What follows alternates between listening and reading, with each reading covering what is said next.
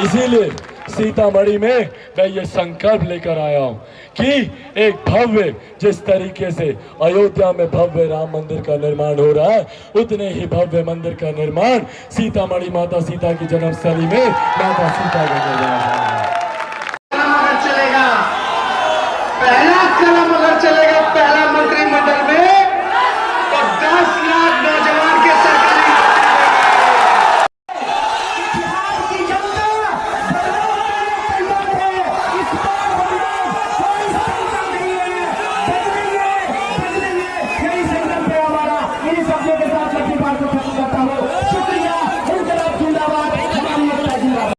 साथियों नमस्कार, मैं हूं नीरज पटेल और आप देख रहे हैं नेशनल जनमत।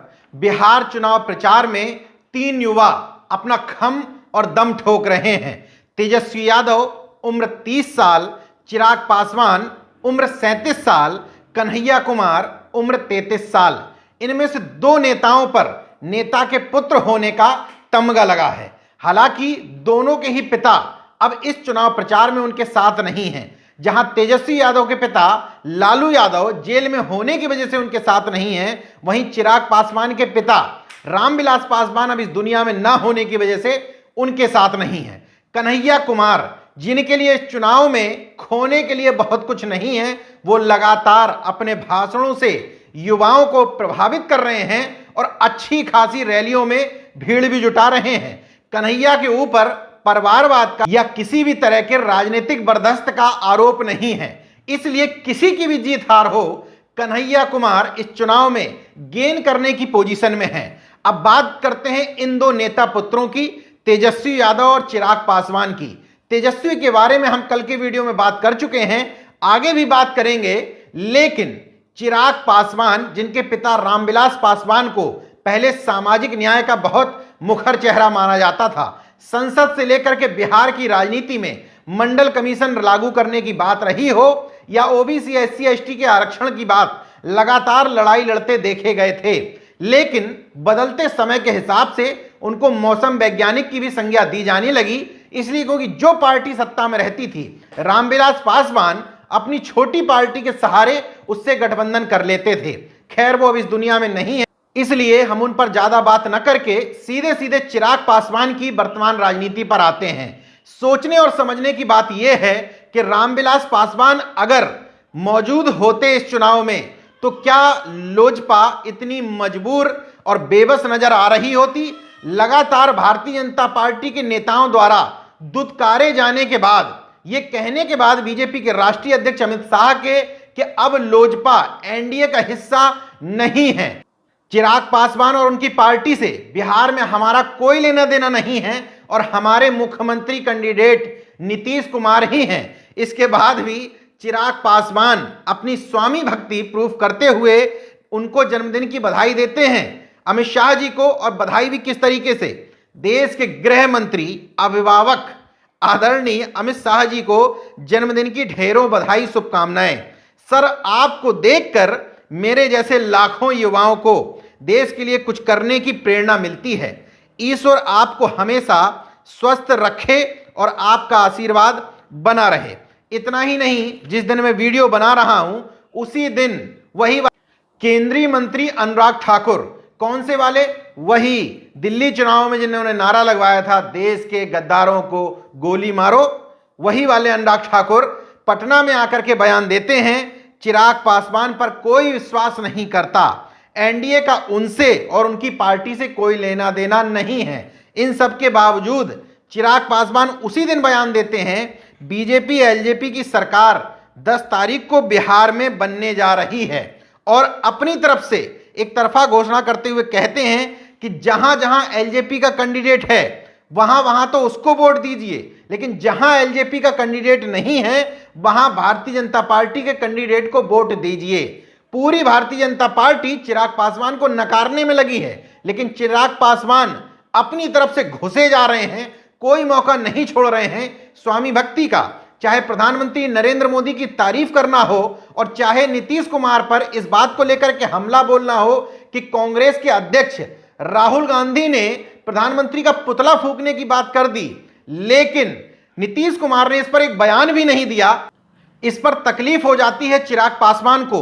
प्रधानमंत्री अपनी रैली में उनके पिता का एक जगह जिक्र कर देते हैं तो चिराग पासवान अपने ट्विटर पर भारी भावुक हो जाते हैं और प्रधानमंत्री के बिहार आने का कोई भी स्वागत करने का मौका अपने ट्विटर पर नहीं छोड़ते हैं।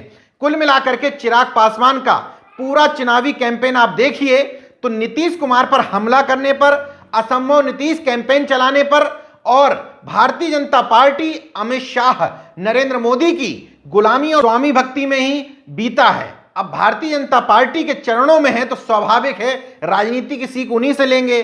सीतामढ़ी पहुंच करके बयान दे रहे हैं कि अयोध्या में जिस तरीके से भव्य राम का मंदिर बना है वैसे ही सीतामढ़ी में भव्य सीता का मंदिर बनवाएंगे।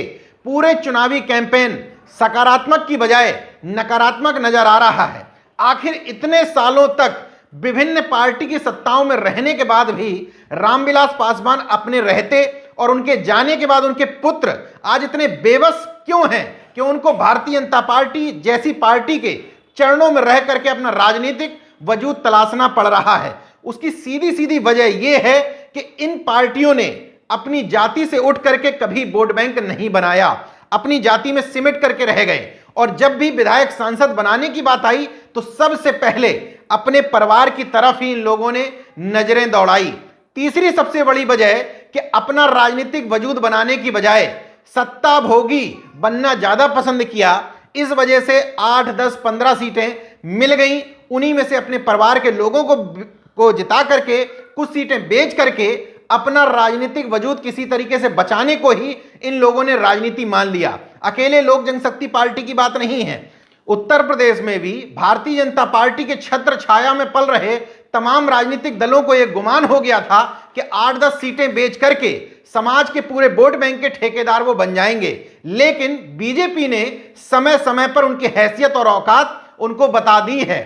इसलिए नेशनल जनमत से जब आप पूछेंगे कि क्या आप तेजस्वी यादव, अखिलेश यादव जैसे नेताओं के परिवारवाद को या जातिवाद को स्वीकार करते हैं, नेशनल जनमत का उत्तर है बिल्कुल नहीं। लेकिन इसके जवाब में उसी तरह का परिवारवाद, उसी तरह का जातिवाद अगर आप सामने लाएंगे तो इसका विकल्प बनने की बजाय वो आपके विरोधी नेताओं को, विरोधी पार्टियों को ही प्रश्रय देगा। इसलिए हम सब की जिम्मेदारी है कि नए भारत के निर्माण के लिए अपने अपने जाति के खांचे से बाहर निकलने के बाद अगर हर व्यक्ति ये सोचेगा कि हमें अपने जाति के व्यक्ति को ही मुख्यमंत्री बनाना है तो प्रदेश में मुख्यमंत्री का पद होता है एक, देश में प्रधानमंत्री का पद होता है एक। तो कैसे संभव है कि हर जाति का व्यक्ति एक ही बार मुख्यमंत्री या प्रधानमंत्री बन जाएगा?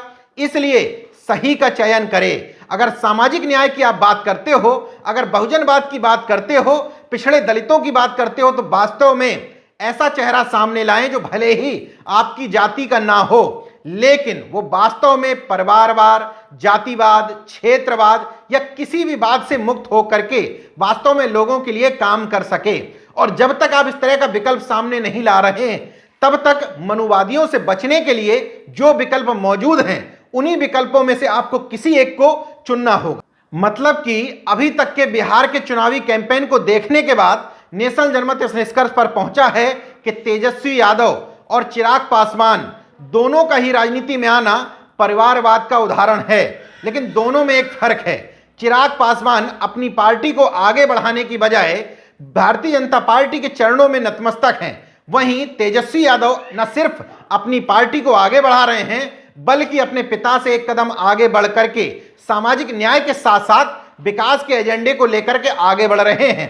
यही वजह है कि उनके चुनावी कैंपेन में 10 लाख नौकरियों की बात को प्रमुखता से रखा जा रहा है। बिहार की रोजी रोटी की बात की जा रही है। जो मजदूर पैदल चल करके बिहार पहुंचे थे उनके भी संकट दूर करने की बात हो रही है।